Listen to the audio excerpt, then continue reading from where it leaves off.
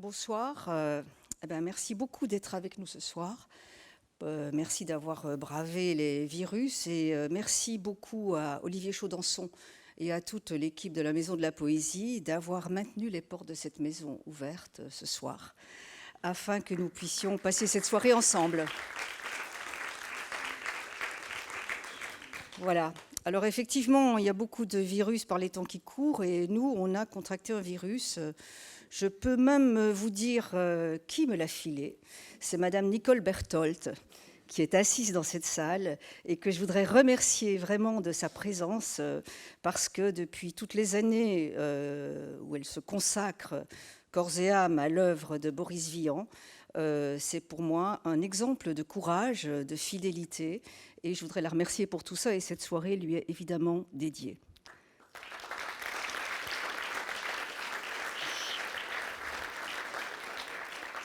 Et elle est dédiée évidemment à Boris Vian, puisque ce soir, il y a exactement 100 ans que Boris Vian naissait. Il a vécu malheureusement trop peu de temps, puisqu'il est mort à l'âge de 39 ans. Mais dans ces 39 années, il a eu le temps d'écrire, de composer, d'inventer une œuvre qui ne cesse de nous émerveiller, de nous toucher et aussi de nous faire réfléchir. Et dans toutes les manifestations qui vont donc se dérouler sous l'égide de Nicole Berthold dans le cadre du centenaire de Boris Vian, donc tout au long de cette année et dans différents lieux, on va entendre évidemment toutes les facettes de cette œuvre. Nous, on a voulu ce soir faire entendre ce traité de civisme, le faire entendre de plusieurs façons. Évidemment, il s'agit d'un texte, mais dès qu'on parle de lire un texte de Boris Vian, on n'imagine pas qu'il n'y ait pas de musique. Et donc, la première idée était de travailler avec Dominique Pinon, qui est un acteur absolument familier du travail de texte et voix. Et puis, évidemment, tout de suite est venue l'idée de demander à Sylvia Lenzi, qui est elle aussi familière de notre travail, de nous rejoindre. Et donc, c'est ce soir texte, voix et musique, ce qui va sans dire quand on parle de Boris Vian. Et donc, juste vous dire aussi que ce traité de civisme, on l'a donc agrémenté. On l'a agrémenté de chansons, d'une part, et aussi d'un extrait d'une nouvelle, Les Fourmis. Pourquoi on a fait ça? Simplement parce qu'il nous semblait que c'était intéressant, que Boris Vian nous faisait réfléchir au fond, qu'est-ce que c'est que la notion de civisme aujourd'hui? Qu'est-ce que c'était pour lui, la notion de civisme? Qu'est-ce qui était important là-dedans? Et qu'est-ce que on peut aussi entendre de tout ça aujourd'hui? Et qu'est-ce que ça peut nous amener comme piste de réflexion?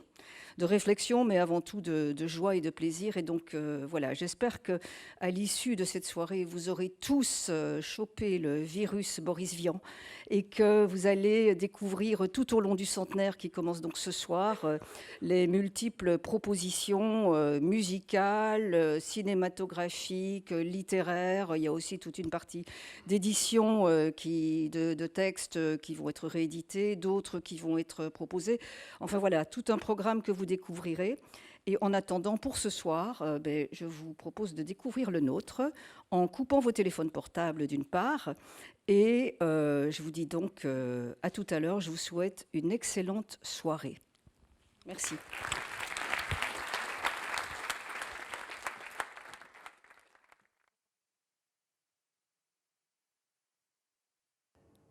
On est arrivé ce matin et on n'a pas été bien reçus, car il n'y avait personne sur la plage que des tas de types morts ou des tas de morceaux de types de tanks et de camions démolis.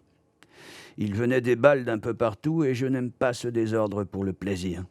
On a sauté dans l'eau, mais elle était plus profonde qu'elle n'en avait l'air et j'ai glissé sur une boîte de conserve. Le gars qui était juste derrière moi a eu les 3/4 de la figure emportée par le pruneau qui arrivait et j'ai gardé la boîte de conserve en souvenir. J'ai mis les morceaux de sa figure dans mon casque et je les lui ai donnés. Il est reparti se faire soigner, mais il a l'air d'avoir pris le mauvais chemin parce qu'il est entré dans l'eau jusqu'à ce qu'il n'ait plus pied et je ne crois pas qu'il y voit suffisamment au fond pour ne pas se perdre. J'ai couru ensuite dans le bon sens et je suis arrivé juste pour recevoir une jambe en pleine figure. J'ai essayé d'engueuler le type, mais la mine n'en avait laissé que des morceaux pas pratiques à manœuvrer, alors j'ai ignoré son geste et j'ai continué. 10 mètres plus loin, j'ai rejoint 3 autres gars qui étaient derrière un bloc de béton et qui tiraient sur un coin de mur, plus haut. Ils étaient en sueur et trempés d'eau, et je devais être comme eux, alors je me suis agenouillé, j'ai tiré aussi.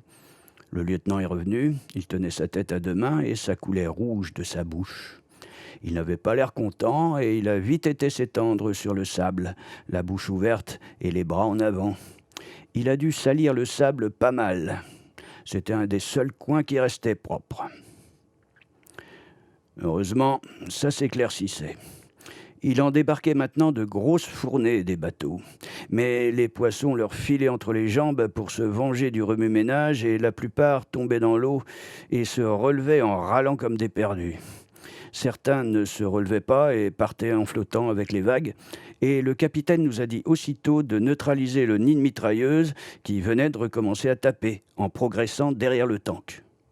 On s'est mis derrière le tank, moi le dernier, parce que je ne me fie pas beaucoup aux freins de ces engins-là.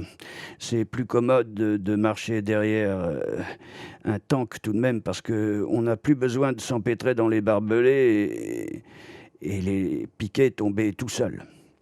Mais je n'aimais pas sa façon d'écrabouiller les cadavres avec une sorte de bruit qu'on a du mal à se rappeler. Sur le moment, c'est assez caractéristique. Au bout de 3 minutes, il a sauté sur une mine et s'est mis à brûler. 2 des types n'ont pas pu sortir et le 3e a pu, mais il restait un de ses pieds dans le tank et je ne sais pas s'il s'en est aperçu avant de mourir. Enfin, 2 de ses obus étaient déjà tombés sur le nid de mitrailleuse en cassant les œufs et aussi les bons hommes. Ceux qui débarquaient ont trouvé une amélioration, mais alors une batterie anti-char s'est mise à cracher à son tour et il en est tombé au moins 20 dans l'eau. Moi, je me suis mis à plat ventre. De ma place, je les voyais tirer en me penchant un peu. La carcasse du tank qui flambait me protégeait un peu et j'ai visé soigneusement. Le pointeur est tombé en se tortillant très fort. J'avais dû taper un peu trop bas, mais je n'ai pas pu l'achever. Il fallait d'abord que je descende les 3 autres. J'ai eu du mal. Heureusement, le bruit du tank qui flambait m'a empêché de les entendre beugler. J'avais mal tué le 3e aussi. Du reste, ça continuait à sauter, à fumer de tous les côtés. J'ai frotté mes yeux un bon coup pour y voir mieux parce que la sueur m'empêchait de voir et le capitaine est revenu. Il ne se servait que de son bras gauche. « Pouvez-vous me bander le bras droit très serré autour du corps ?» J'ai dit oui et j'ai commencé à l'entortiller avec les pansements et puis il a quitté le sol des 2 pieds à la fois. Il m'est tombé dessus parce qu'il était arrivé une grenade derrière lui. Il s'est raidi instantanément. Il paraît que ça arrive quand on meurt très fatigué. En tout cas, c'était plus commode pour l'enlever de sur moi. Et puis j'ai dû m'endormir. Et quand je me suis réveillé, le bruit venait de plus loin et un de ces types avec des croix rouges tout autour du casque me versait du café.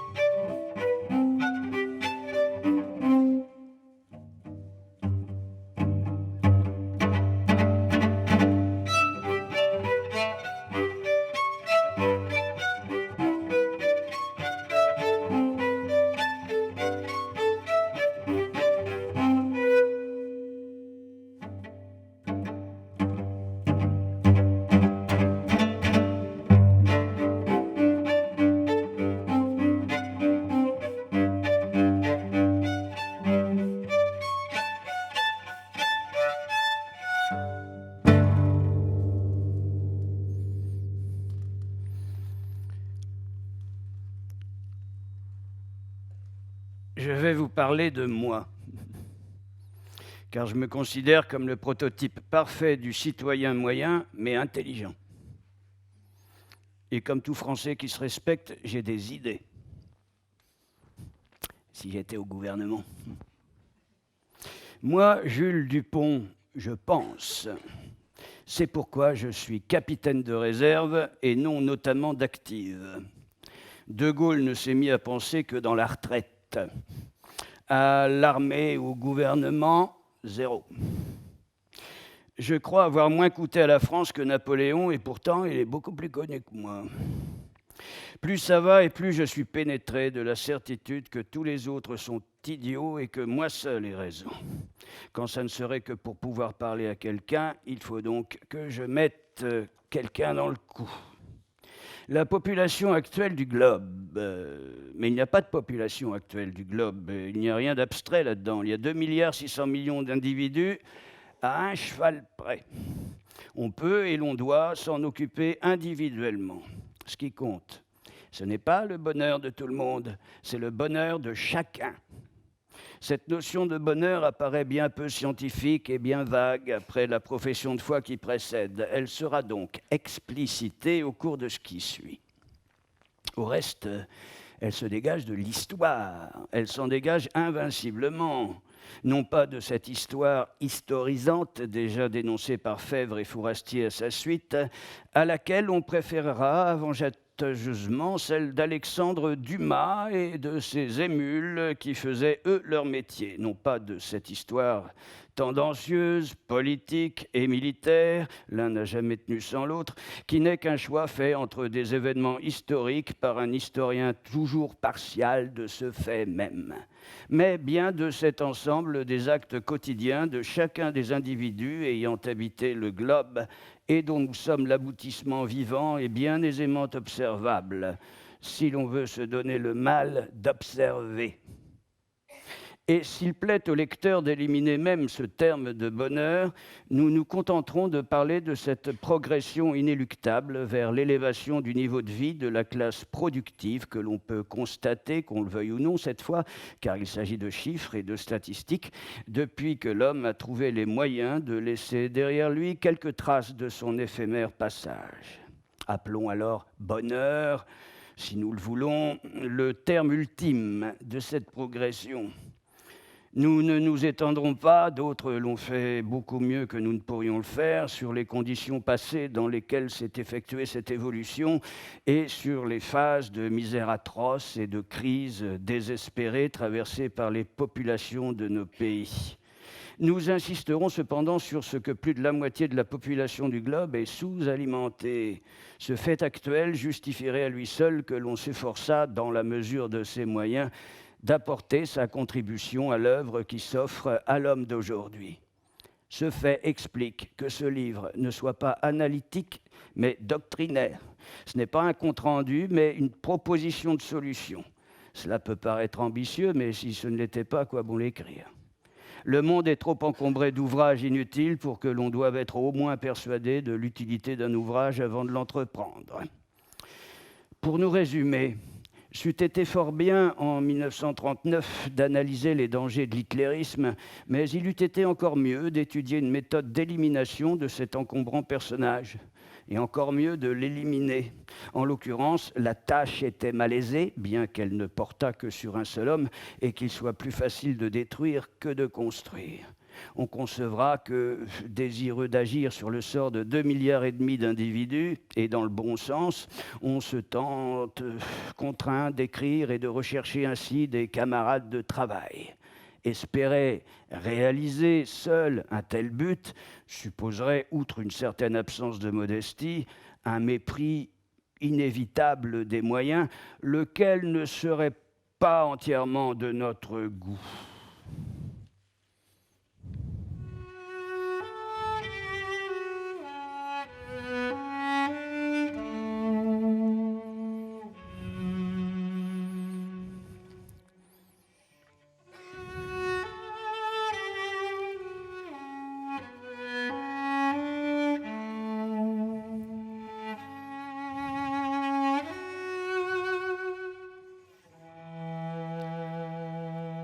À tous les enfants qui sont partis, le sac au dos, par un brumeux matin d'avril, je voudrais faire un monument.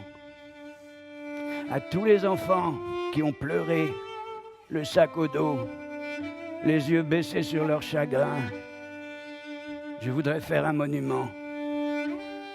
Pas de pierre, pas de béton, ni de bronze, qui devient vert sous la morsure aiguë du temps. Un monument de leur souffrance, un monument de leur terreur, aussi de leur étonnement.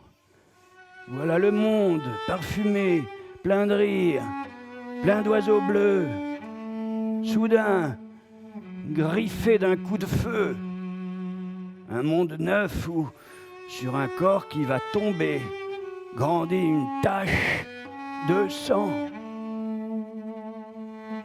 Mais à tous ceux qui sont restés les pieds au chaud, sur leur bureau en calculant le rendement de la guerre qu'ils ont voulu, à tous les gras, tous les cocus qui ventripotent dans la vie et comptent leurs écus, à tout cela, je dresserai le monument qui leur convient, avec la schlag, avec le fouet, avec mes pieds, avec mes poings, avec des mots qui colleront sur leurs faux plis, sur leurs bajoux, des marques de honte et de boue.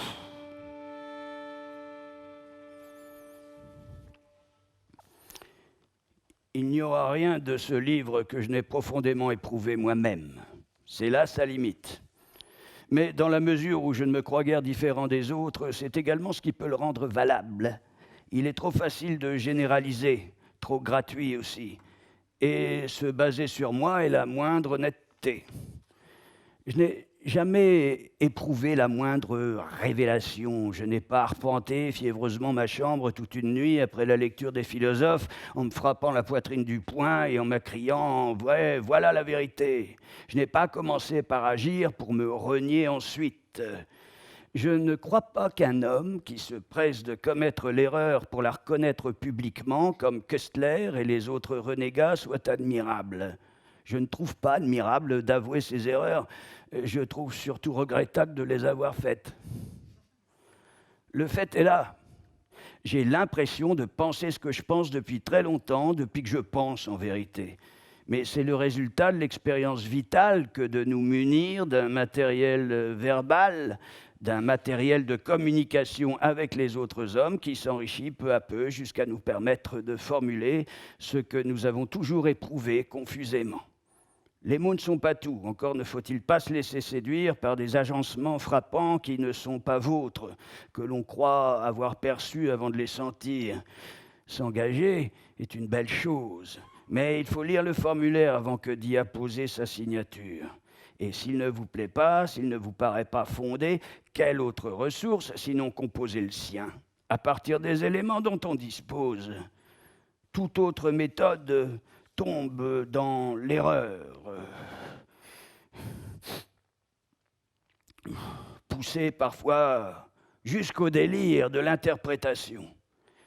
Il faut ici que j'avertisse que ce que je dirai voudra dire ce que je dis.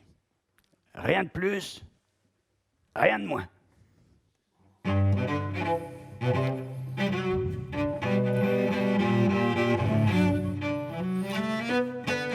Un beau matin de juillet, le réveil a sonné dès le lever du soleil. Et j'ai dit à ma poupée, faut te secouer. C'est aujourd'hui qu'il passe.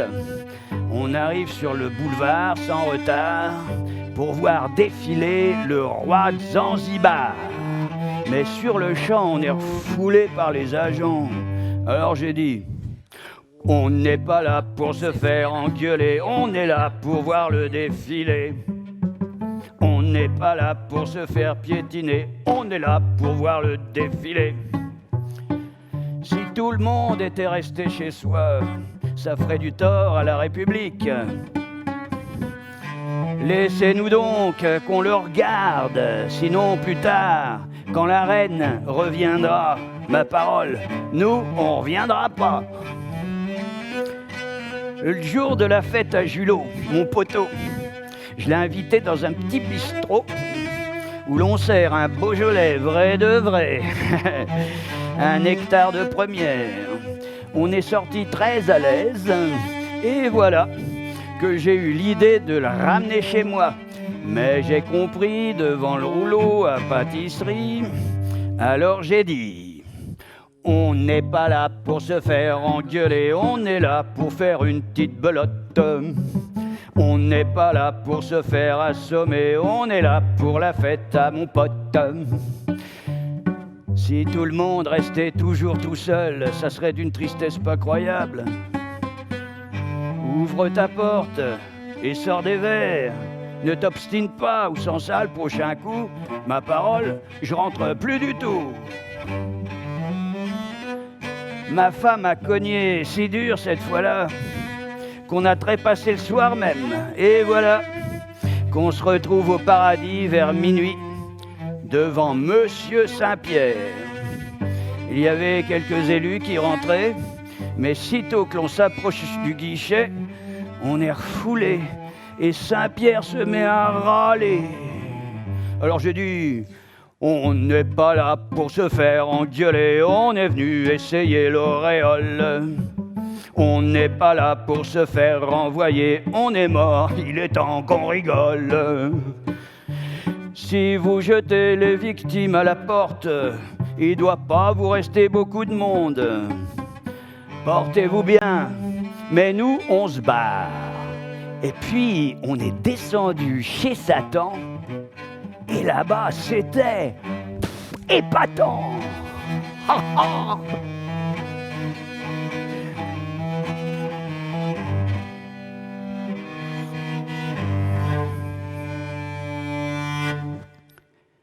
Ce qui prouve qu'en protestant, quand il est encore temps, on peut finir par obtenir des ménagements.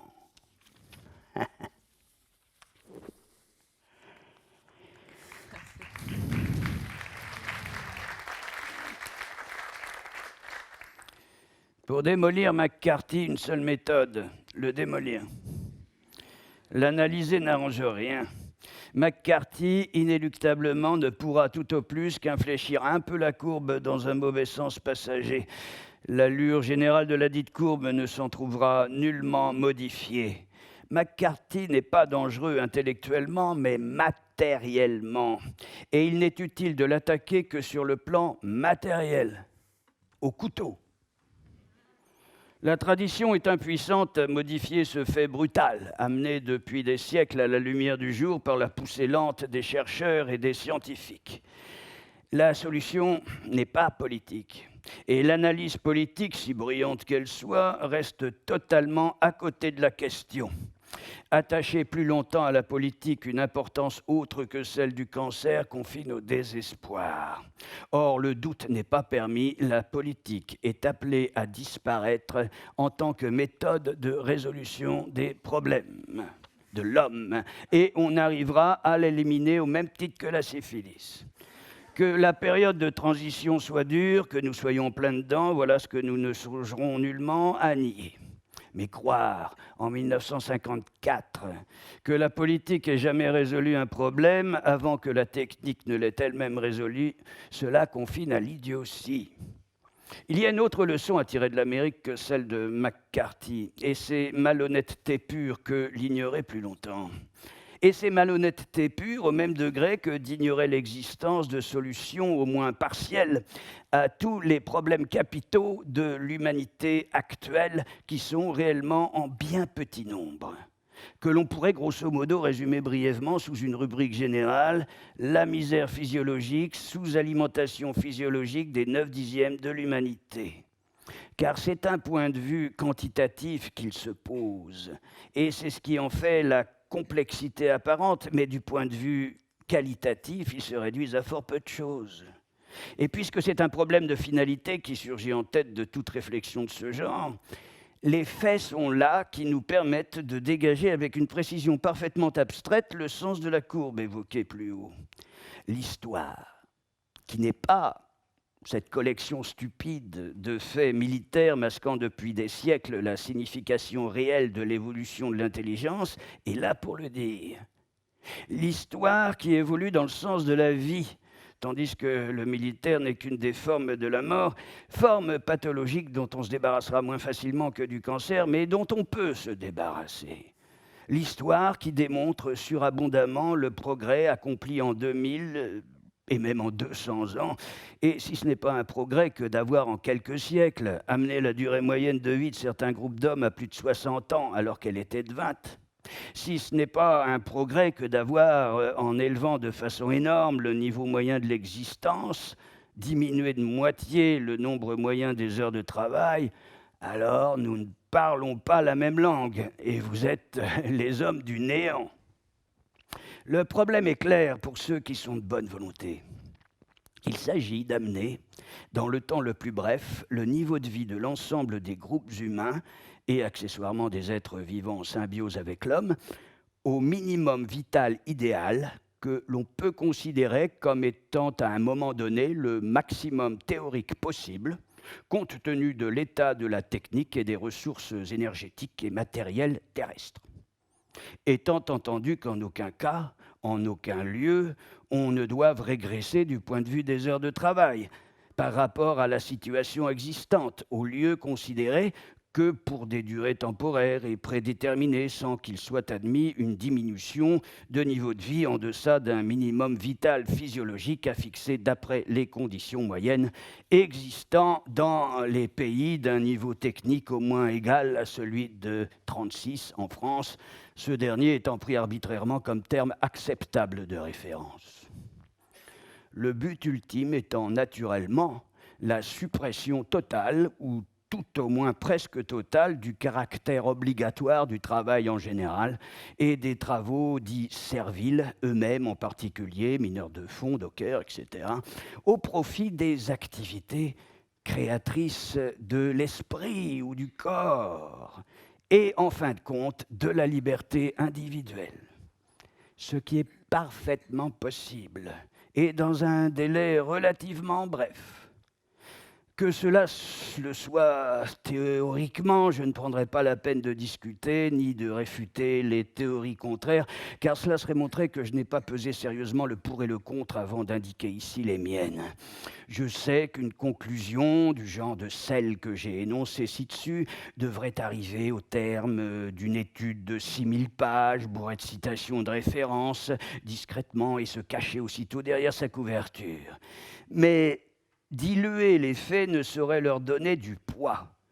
On voudra bien me croire si je précise que j'ai réfléchi à ce problème un peu plus que superficiellement depuis un certain nombre d'années et que ce n'est pas une foi mystique qui m'anime. La foi soulève des montagnes, mais les laisse joyeusement retomber sur la tête de ceux qui ne l'ont pas.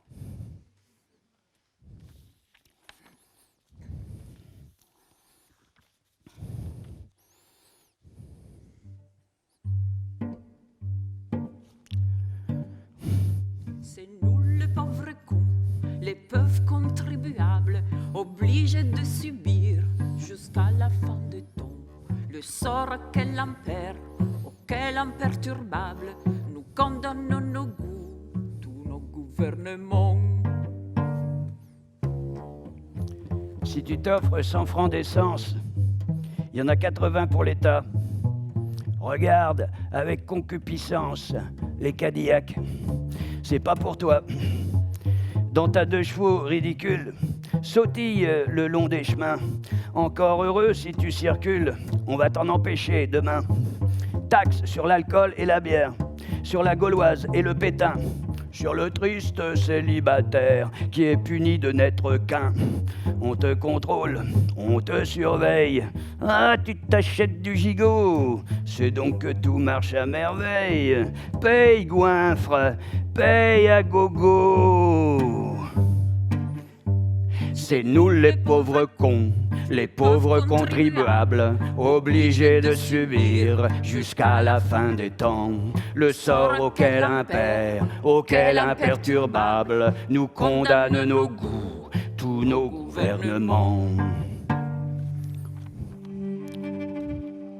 Sur un plateau, l'État te donne une assiette.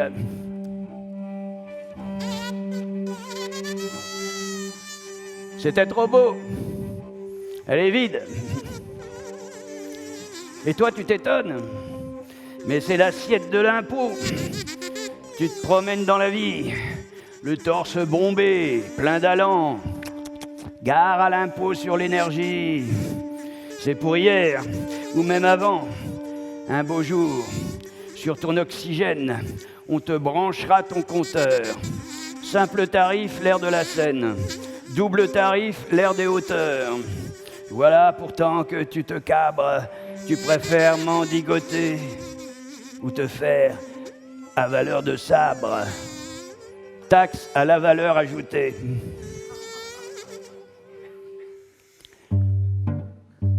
C'est nous les pauvres cons, les pauvres contribuables, obligés de subir jusqu'à la fin des temps le sort auquel impère, auquel imperturbable nos condamnent nos goûts, tous nos gouvernements. Un remède. Le mariage. Te dis-tu soudain. Et tu cours te chercher une fille sage, sachant la cuisine et l'amour, tu te dépêches. Tu calcules qu'à 12 enfants, l'allocation de ton revenu minuscule palliera la modération. Mais un inspecteur des finances évente le truc avant toi et d'un texte plein d'élégance accouche. Sans douleur, ma foi. Désormais, la mairie te classe comme étalon reproducteur. On te mesure et ça dépasse. On te taxe sur la longueur. Si tu payais pour quelque chose, tu te ferais une raison. Mais malheur à celui qui ose demander où va son pognon. On a des routes dégueulasses, pas d'école mais des curés. Plus de bon vin, de la vinasse, mais on nous fournit la purée. Le gouvernement de la France, républicain ou qui le dit, n'offre qu'un plat en abondance, le poulet. Tintin pour le riz, et pour éviter la faillite aux pauvres marchands de canons, on fait la guerre à la va-vite. La guerre, on ne lui dit pas non. Mais nous, les pauvres cons, les pauvres contribuables, un jour s'en va venir où, la tripe à la main, nous nous consolerons en nettoyant les tables, où nos 600 cochons sont mûrs pour le boudin.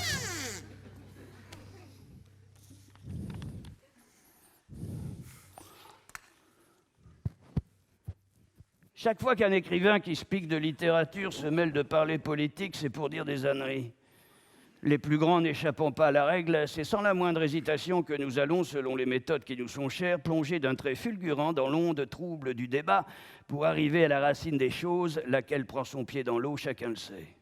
Coup double, on risquera de nous confondre avec les plus grands en question. Et d'abord, donnons la raison qui nous a jusqu'ici tenus loin de la politique. Elle est nette et simple, c'est la paresse. Car l'envergure de notre pensée est telle que si nous nous emparons de ce problème, ce n'est pas pour nous perdre en charges puériles contre des individus qui n'ont d'autre vertu que celle d'être nos contemporains. Nous ne saurions nous accommoder de rien moins que d'une proposition de recréation d'un monde, ou plus exactement de réorganisation du monde à partir des éléments affreux et disparates que tous les pauvres crétins qui nous ont précédés ont accumulés sur une surface convexe, rétrécie de jour en jour, et c'est bien leur faute. Nous ne saurions nous satisfaire d'un rôle inférieur à celui d'un démiurge. Rôle fatigant, d'où notre réticence à l'assumer jusqu'ici. Rôle inutile, car le démiurge le plus éternel ne vit guère au-delà de 100 ans, et les monstres sont là derrière pour ressusciter le chaos. Rôle glorieux pourtant entre tous, la gloire se mesurant justement à l'inutilité, la preuve en étant que les plus inutiles, les militaires, sont aussi les plus glorieux. Mais nous entendons bien les dépasser. Ceci dit, mettons-nous au travail. De quoi disposons-nous? D'un globe, dit terrestre, de quelques milliers de kilomètres de tour, d'une atmosphère encore assez épaisse, de quelques astres divers, planètes ou soleils malhabilement disposés alentour. Enfin, de l'ensemble des individus, humains, animaux, végétaux, le minéral faisant dans une certaine mesure bande à part, répartis dans une triste confusion sur cette planète dite la Terre. Et, comme font les bons esprits, avant que de rectifier, nous allons nous efforcer d'analyser la confusion en question. Non pas d'analyser des faits, car ces faits sont la matérialisation de courants abstraits, et sur l'abstrait, seul on peut raisonner posément. Mais de dégager l'essence des 10 courants dont la qualité première est d'être pratiquement invariable, encore que fort touffue, pour laquelle raison on les nomme des tendances, car on conçoit que seule une tendance peut être fixe, le but, au contraire, étant susceptible de se trouver à n'importe quelle distance selon le point de départ où s'applique la tendance. Il va de soi qu'il s'agit de la tendance ou des tendances de l'homme, celui-ci normalement se posant comme centre de l'univers, avec juste raison, puisque personne ne l'empêche de le faire jusqu'ici. Or, l'homme et la femme, naturellement, a ceci de particulier que ces tendances se répartissent selon une loi simple, tout à la fois bifocale et centrifuge. Que l'on ne cherche ici nulle allusion à quelque théorie de l'expansion de l'univers. Il se trouve que la loi d'expansion des désirs de l'homme est ellipsoïdale et non sphérique. C'est un hasard, pur et simple. De même que nous n'avons qu'une rate.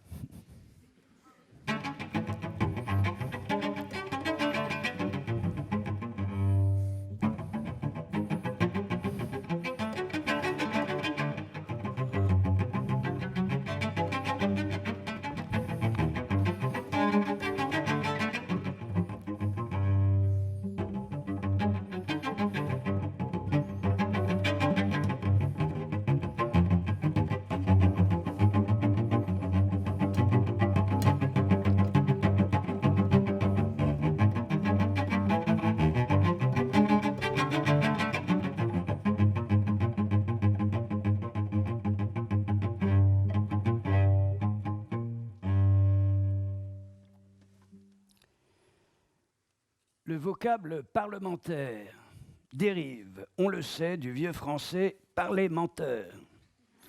Et sa signification va donc de soi. On a dit d'abord « un tel a un parler menteur » et le contenant s'est réduit peu à peu au contenu. Parler menteur a donné parlementaire à la suite d'une de ses inversions sonores, baptisée astucieusement phonobranlette par le célèbre linguiste canadien Frédéric Laframboise, qui fit dériver cette dénomination de la chaise à la branlette, le fauteuil à bascule des Canadiens. Un problème que l'on se pose parfois, c'est la valeur d'un parlementaire. On dit en effet couramment « un tel est à vendre » ou « un tel est vendu ». Mais on omet de préciser le prix. Est-il possible, à partir des quelques éléments dont nous disposons, de fixer un barème approximatif qui permette à l'usager de s'y retrouver ?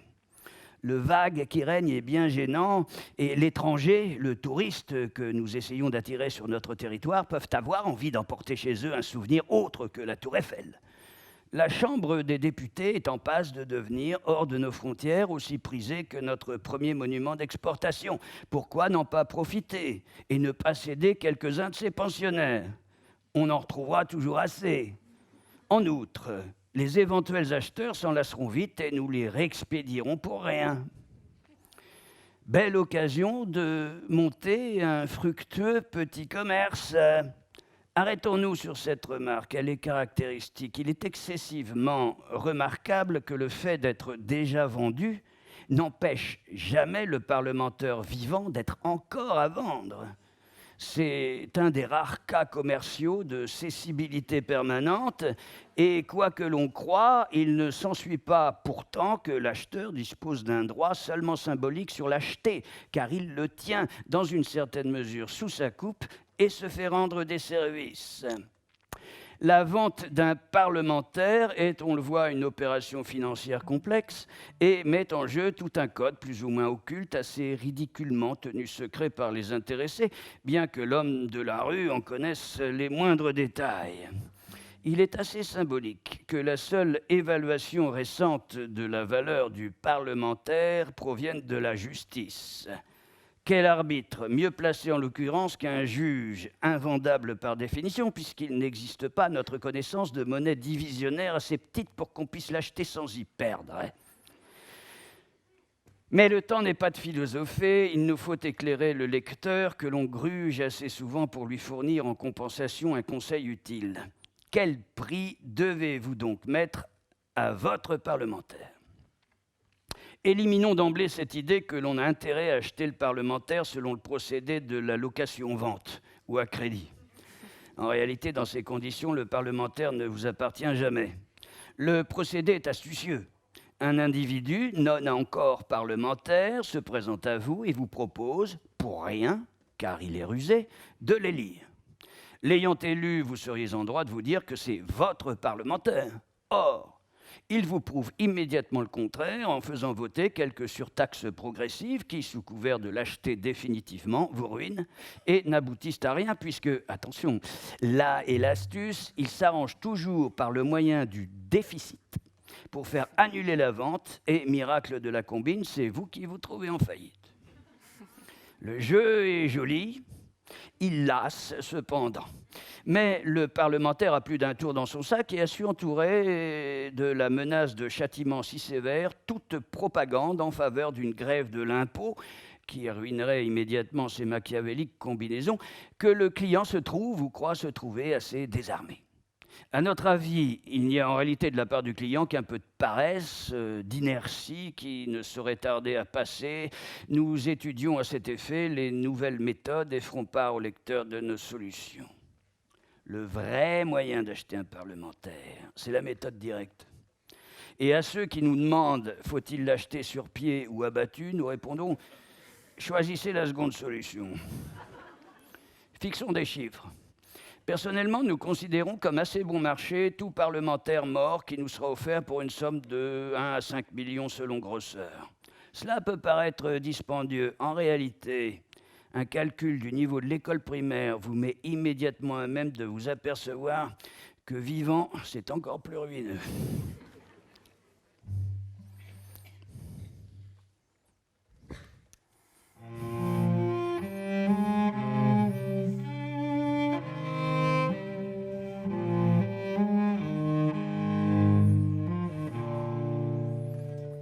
Monsieur le Président, je vais faire une lettre que vous lirez peut-être si vous avez le temps. Je viens de recevoir mes papiers militaires pour partir à la guerre avant mercredi soir. Monsieur le Président, je ne veux pas la faire, je ne suis pas sur terre pour tuer de pauvres gens. C'est pas pour vous fâcher, il faut que je vous dise, ma décision est prise, je m'en vais déserter.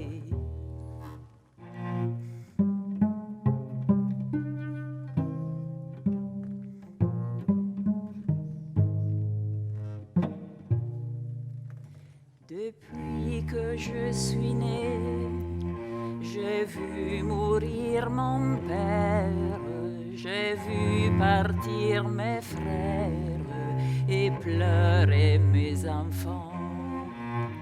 Ma mère a tant souffert qu'elle est dedans sa tombe et se moque des bombes et se moque des vers.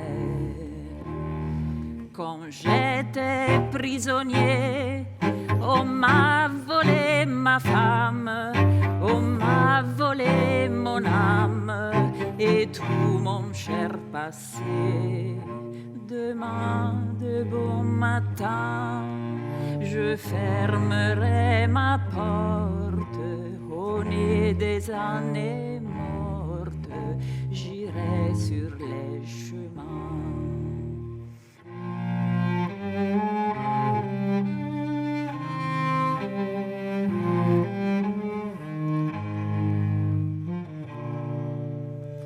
Je mendierai ma vie sur les routes de France, de Bretagne en Provence, et je dirai aux gens, refusez d'obéir, refusez de la faire, n'allez pas à la guerre, refusez de partir. S'il faut donner son sang, allez donner le vôtre. Vous êtes bon apôtre, Monsieur le Président. Si vous me poursuivez, Prévenez vos gendarmes que j'emporte des armes et que je sais tirer.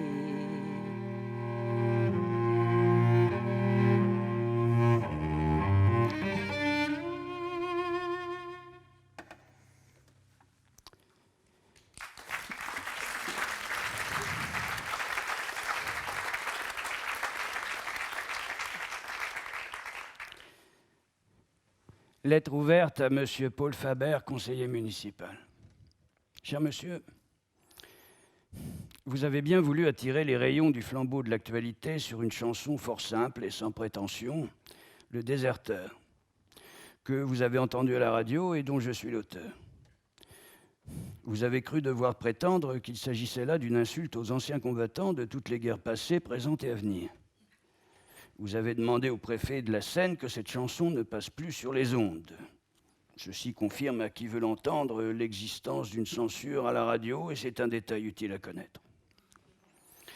Je regrette d'avoir à vous le dire, mais cette chanson a été applaudie par des milliers de spectateurs, notamment à l'Olympia pendant 3 semaines, à Bobino pendant 15 jours, depuis que Mouloudji la chante. Certains, je le sais, l'ont trouvée choquante.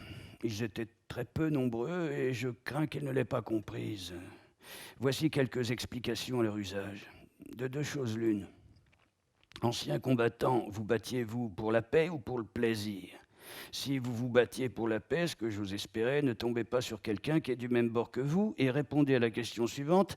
Si l'on n'attaque pas la guerre pendant la paix, quand aura-t-on le droit de l'attaquer ? Ou alors, vous aimiez la guerre et vous vous battiez pour le plaisir. C'est une supposition que je ne me permettrai pas même de faire, car pour ma part, je ne suis pas du type agressif. Ainsi, cette chanson qui combat ce contre quoi vous avez combattu, ne tentez pas, en jouant sur les mots, de la faire passer pour ce qu'elle n'est pas. Ce n'est pas de bonne guerre. Car il y a de bonnes guerres et de mauvaises guerres, encore que le rapprochement de bonne et de guerre soit de nature à me choquer, moi et bien d'autres, de prime abord, comme la chanson a pu vous choquer de prime abord. Appellerez-vous une bonne guerre celle que l'on a tenté de faire mener aux soldats français en 1940, mal armés, mal guidés, mal informés, n'ayant souvent pour toute défense qu'un fusil dans lequel n'entraient même pas les cartouches qu'on leur donnait? Les soldats de 40 ont donné au monde une leçon d'intelligence en refusant le combat. Ceux qui étaient en mesure de le faire se sont battus et fort bien battus. Mais le beau geste qui consiste à se faire tuer pour rien n'est plus de mise aujourd'hui que l'on tue mécaniquement. Il n'a même plus valeur de symbole, si l'on peut considérer qu'il les tue en imposant au moins au vainqueur le respect du vaincu. D'ailleurs, mourir pour la patrie, c'est fort bien. Encore ne faut-il pas mourir tous, car où sera la patrie ? Ce n'est pas la terre, ce sont les gens, la patrie. Ce ne sont pas les soldats. Ce sont les civils que l'on est censé défendre. Et les soldats n'ont rien de plus pressé que de redevenir civils, car cela signifie que la guerre est terminée. Au reste, si cette chanson peut paraître indirectement viser une certaine catégorie de gens, ce ne sont à coup sûr pas les civils. Les anciens combattants seraient-ils des militaires ? Et voudriez-vous m'expliquer ce que vous entendez, vous, par anciens combattants ? Homme qui regrette d'avoir été obligé d'en venir aux armes pour se défendre ou homme qui regrette le temps où l'on combattait?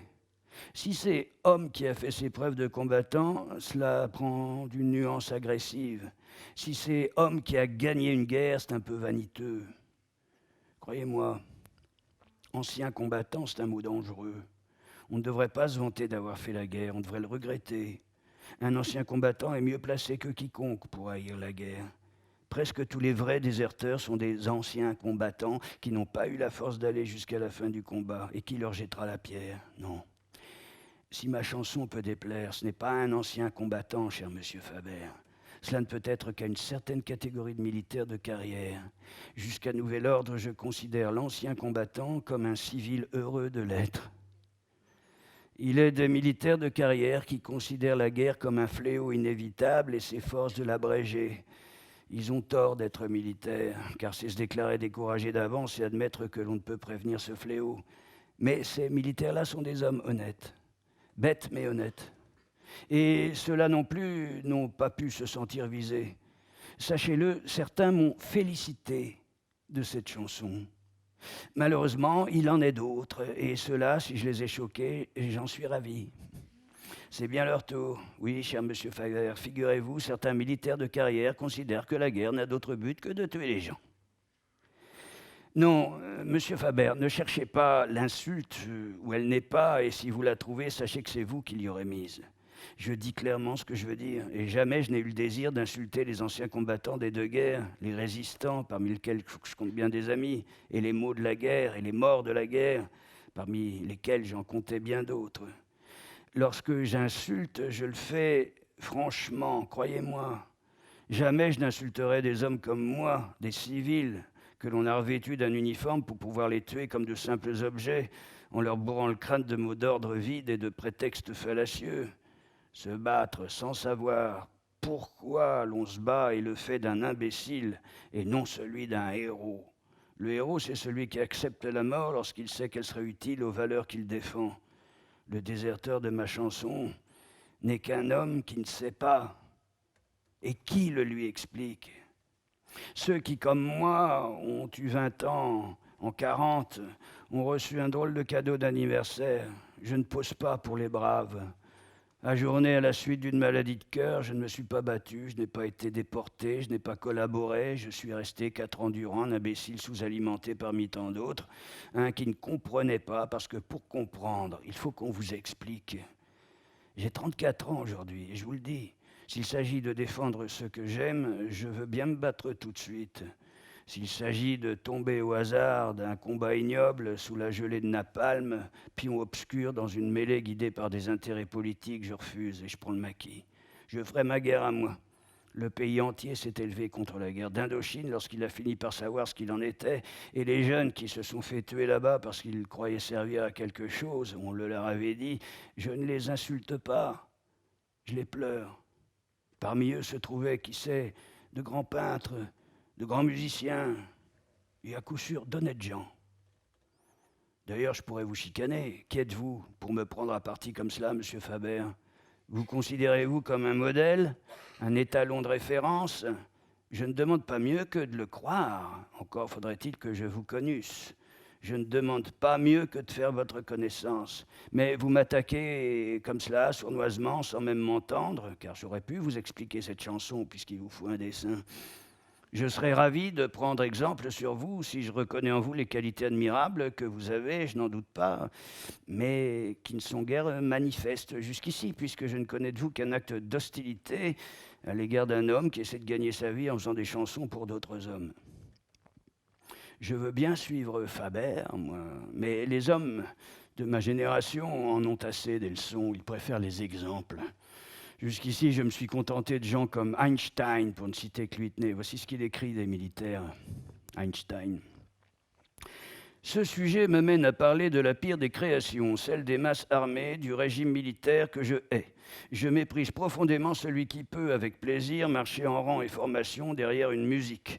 Ce ne peut être que par erreur qu'il a reçu un cerveau. Une moelle épinière lui suffirait amplement. On devrait aussi rapidement que possible faire disparaître cette honte de la civilisation. Attaquerez-vous Einstein, monsieur Faber ? C'est plus dangereux que d'attaquer Vian, je vous préviens. Et ne me dites pas qu'Einstein est un idiot. Les militaires eux-mêmes vont lui emprunter ses recettes, car ils reconnaissent sa supériorité. Voir chapitre atomique. Ils n'ont pas l'approbation d'Einstein, vous le voyez, ce sont de mauvais élèves. Et ce n'est pas Einstein, le responsable d'Hiroshima, ni de l'empoisonnement lent du Pacifique. Ils vont chercher leurs recettes chez lui, s'empressent d'en oublier le mode d'emploi. Les lignes ci-dessus montrent bien qu'elles ne leur étaient pas destinées. Vous avez oublié le mode d'emploi de ma chanson, monsieur Faber, mais je suis sans rancune. Je suis prêt à vous échanger contre Einstein comme modèle à suivre si vous me prouvez que j'y gagne. C'est que je n'achète pas char en poche. Il y a encore un point sur lequel j'aurais voulu ne pas insister, car il ne vous fait pas honneur, mais vous avez déclenché publiquement les hostilités. Vous êtes l'agresseur. Pour tout vous dire, je trouve assez peu glorieuse, s'il faut parler de gloire, la façon dont vous me cherchez noise. Auteur à scandale, pour les gens qui ignorent les brimades raciales, ingénieur renégat, ex-musicien de jazz, ex-tout ce que vous voudrez, voire la presse de l'époque, je ne pèse pas lourd devant monsieur Paul Faber, conseiller municipal. Je suis une cible commode, vous ne risquez pas grand-chose, et vous voyez, pourtant, loin de déserter, j'essaie de me défendre. Vous voyez, je ne suis même pas sûr que France Dimanche, à qui je l'adresse, publie cette lettre. Que me restera-t-il pour lutter contre vos calomnies? Ne vous battez pas comme ça, monsieur Faber, croyez-moi. Si je sais qu'il est un lâche, je ne me déroberai jamais devant un adversaire, même beaucoup plus puissant que moi. Puisque c'est moi qui clame la prééminence de l'esprit sur la matière et de l'intelligence sur la brutalité, il m'appartiendra d'en faire la preuve. Et si j'échoue, j'échouerai sans gloire, comme tous les pauvres gars qui dorment sous un mètre de terre et dont la mort n'a vraiment pas servi à donner aux survivants le goût de la paix. Mais de grâce, ne faites pas semblant de croire que lorsque j'insulte cette ignominie qu'est la guerre, j'insulte les malheureux qui en sont les victimes. Ce sont des procédés caractéristiques de ceux qui les emploient que ceux qui consistent à faire semblant de ne pas comprendre. Et plutôt que de vous prendre pour un hypocrite, j'ose espérer qu'en vérité, vous n'aviez rien compris et que la présente lettre dissipera heureusement les ténèbres. Et un conseil, si la radio vous ennuie, tournez le bouton ou donnez votre poste. C'est ce que j'ai fait depuis 6 ans. Choisissez ce qui vous plaît, mais laissez les gens chanter et écoutez ce qui leur plaît. C'est bien la liberté en général que vous défendez quand vous vous battiez, ou la liberté de penser comme monsieur Faber. Bien cordialement, Boris Vian.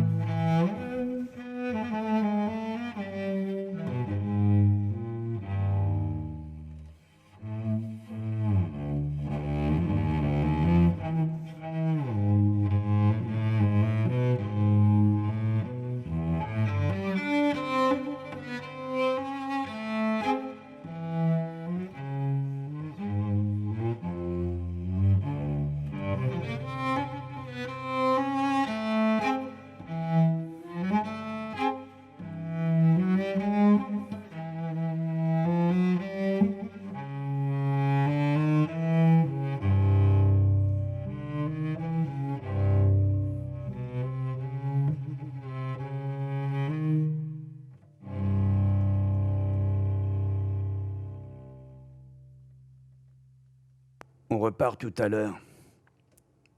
De nouveau, nous sommes tout près du front et des obus se remettent à arriver. Il pleut, il ne fait pas très froid, la Jeep marche bien. Nous allons descendre pour continuer à pied. Il paraît que ça commence à sentir la faim. Je ne sais pas à quoi il voit ça, mais je voudrais tâcher de m'en sortir le plus commodément possible. Il y a encore des coins où on se fait accrocher dur, on ne peut pas prévoir comment ça va être. Dans 15 jours, j'ai une nouvelle permission et j'ai écrit à Jacqueline de m'attendre. J'ai peut-être eu tort de le faire. Il ne faut pas se laisser prendre. Je suis toujours debout sur la mine. Nous étions partis ce matin en patrouille et je marchais le dernier, comme d'habitude. Ils sont tous passés à côté, mais j'ai senti le déclic sous mon pied et je me suis arrêté net. Elle n'éclate que quand on retire son pied. J'ai lancé aux autres ce que j'avais dans mes poches et je leur ai dit de s'en aller. Je suis tout seul. Je devrais attendre qu'ils reviennent, mais je leur ai dit de ne pas revenir. Et je pourrais essayer de me jeter à plat ventre, mais j'aurais horreur de vivre sans jambes. Je n'ai gardé que mon carnet et le crayon. Je vais les lancer avant de changer de jambes et il faut absolument que je le fasse parce que j'en ai assez de la guerre et parce qu'il me vient des fourmis.